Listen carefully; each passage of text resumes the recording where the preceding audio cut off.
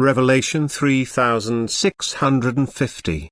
From the 7th of January 1946. Distributing intellectual goods. Spiritual riches I myself distribute to anyone who desires them.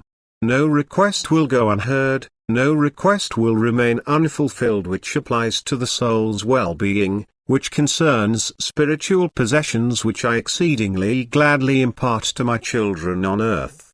Yet I also demand something in return. I distribute the knowledge which corresponds to truth under conditions which have to be fulfilled first, so that the recipient will prove himself worthy of my gift of grace.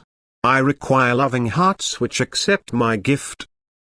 And if the human being seriously strives to gain advantages for his soul, if his soul's well-being is his first concern, he will also fulfill this condition of mine. He will be lovingly active out of innermost impulse, for the desire for spiritual possessions will only arise when the human being disregards earthly possessions, when he has overcome selfish love and unselfish neighborly love has taken its place.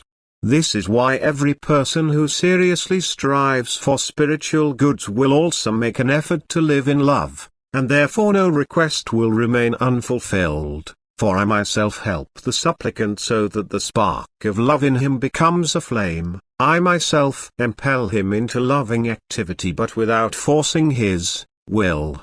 I place thoughts into his heart which he can accept but also reject and thus spur him on to active activity in love.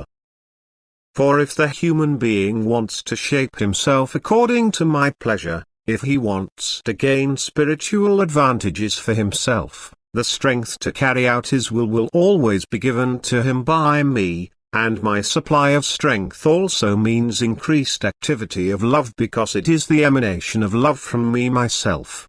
This is why no person will remain on a low spiritual level who desires to ascend. For he complies with my will, he fulfills his purpose of earthly life, he uses his will in the right direction and his thinking is guided by me from the start as soon as he tries to ascend spiritually. But this always presupposes the connection with me, the prayer which is faithfully sent up to the one who distributes spiritual possessions. Thus I must always be acknowledged as the giver of light, as the giver of truth, as the source of strength and as the embodiment of love. Thus anyone who believes will inevitably ascend, and anyone who is weak in faith and sends the request for truth into infinity will also find grace by his weak faith being strengthened, by his prayer becoming more and more personal, by him finally conversing with a being who reveals himself to him more and does not deny him the spiritual goods, which also introduces him to truth because it is his will to attain truth. Because he unconsciously strives to become perfect, because he wants to remedy his deficient state of ignorance and every desire for spiritual maturity finds my pleasure.